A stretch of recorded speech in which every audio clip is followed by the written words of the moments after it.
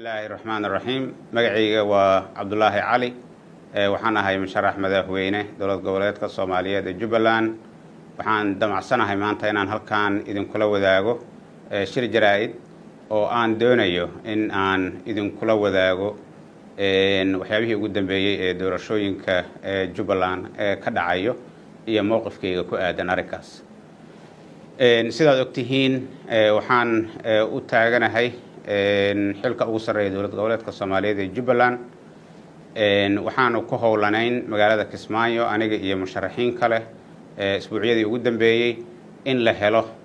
jadwal siyaasadeed oo ka duwan midka madaxweynihii hore ee dowlad goboleedka Soomaaliyeed ee Jubbaland jadwalka iyo processkaas garab socda kaas oo aanu ujeedadeeda ahayd inaan isku keeno dadka musharaxiinta ah in la sameeyo nidaam lagu tartami karo oo cadaalad ah oo aan isgaraabiyac ahayn oo dadka u dhaxeeyo lagu tartamo la soo saaro shakhsi dadka reer Jubbaland ay codkooda aqlabiyadda ay ku doortaan hawshaasi wax badan ayaa inooga qabsoomay waxaanu shaacinay guddiga doorashada waxaanu sameynay guddiyo kale waxaanu ka shaqeynay in baarlamaanka la soo xiro waxaanu diyaarinay goobtii doorashada lagu qaban lahaa marka waxaan isleeyahay gabagabadii hawsha ayaanu ku dhaweyn waxaan rabaa inaan idinla wadaago hawsha waxaa ku yimid fashilaad kaga yimid dhanka dowladda federaalka ah gaar ahaan xafiiska ra'iisul wasaaraha waxaan rabaa inaan la wadaago dadka Soomaaliyeed iyo taageerayaashayda ujeedada aan anigu u tartamayay waxay ahayd in isbedel uu ka yimaado Jubbaland wadadii iyo wadiiqadii loo mari lahaana waxaa isbaara u dhigtay oo ugu talagalay inuu keligii ku soo noqdo madaxweynihii hore Axmed Maxamed Islaam hase ahaatee processka kale aanu sameynay waxaa maalmihii ugu dambeeyay dadaal badan ku bixiyay in afduub lagu sameeyo xafiiska ra'iisul wasaaraha annagu marka ujeedadaanadu ma aha in intaanu diidno caanashubka Axmed inaanu ogolaano caanashub Xamza uu ka shaqeeyay waxaanu doonaynaa waxay ahayd in doorasho loo tartamayo oo madax bannaan oo daahfuran in la helo nasiib darro sidaan sheegay tii ayada ahayd waxaa caqabad ku noqday dowladda federaalka gaar ahaan xafiiska ra'iisul wasaaraha shuruud ayuu ku xiray ra'iisul wasaaraha processka sida uu u dhici lahaa oo ah qofka isaga uu rabo haddii uusan soo bixin in uusan helaynin aqoonsiga dowladda federaalka taasi marka waxay kala shaki iyo tuhun badan ay ku abuurtay dadka musharaxiinta ahaa ra'iisul wasaaraha iyo xafiiskiisa waxay in badan ku dadaaleen in dadyowa kale hawsha qaybta ka ahaa la hor istaago sidaa awgeed hawshii aanu ka shaqaynaynay maanta waxay maraysaa meel foodo ah meel ay tahay in hal shakhsi oo keliya haddii uusan soo bixin processka aan taageerada dowladda federaalka aysan helayn haddii marka ay sidaa tahay oo qof xagga laga soo magacaabay la doonayo in shaqada halkan loo dhiibo waxaan isleeyahay sida ugu habboon waxay ahayd in lasoo magacaabo guddoomiyo gobol ama gubernatore in lasoo magacaabo laakiin in anaga dusha nalaga saaro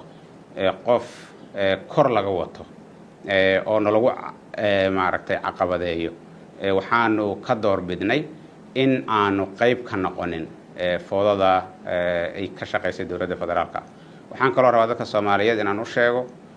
in isbedelka Jubbaland uu cagajiido in Axmed Maxamed Islaam oo waqtigiisa dhamaaday dadka deegaanku ay meel adag ka taagnaayeen dadka Soomaaliyeed ay meel adag ka taagnaayeen in uu dib u soo noolaado doorashada horteed waxaa sababay siyaasad xumada dowladda federaalka ah ayaa sabab u ahayd haddana in processkii socday ee parallelka ahaa ee aanu rajaynaynay in musharax ku soo baxo isaguna inuu fashilmo waxaa sabab u ah siyaasadda dowladda federaalka ah gaar ahaan xafiiska ra'iisul wasaaraha sidaa awgeed waxaan rabaa inaan u sheego taageerayaashayda iyo dadka Soomaaliyeed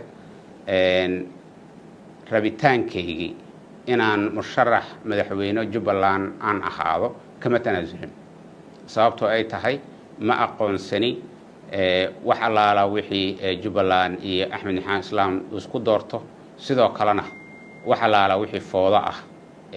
xafiiska ra'iisul wasaaraha dhankiisa ka yimaado oo howlihii aan wadnay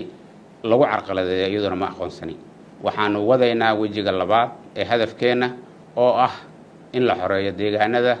gacanta dowlad goboleedka Jubbaland ee Soomaaliyeed ka maqan waxaanu wadaynaa dadaalka ah in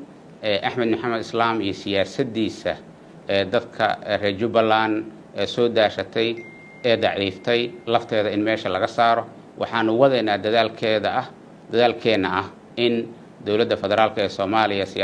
siyaasad xumada ay ku ragaadisay dadka reer Jubbaland ayaduna in meesha laga saaro in la helo fursad lagu wada tashado la isaga yimaado wax dadka anfaco oo munaasab u ah dhamaantood in la helo taas ayaanu ka shaqeynaynaa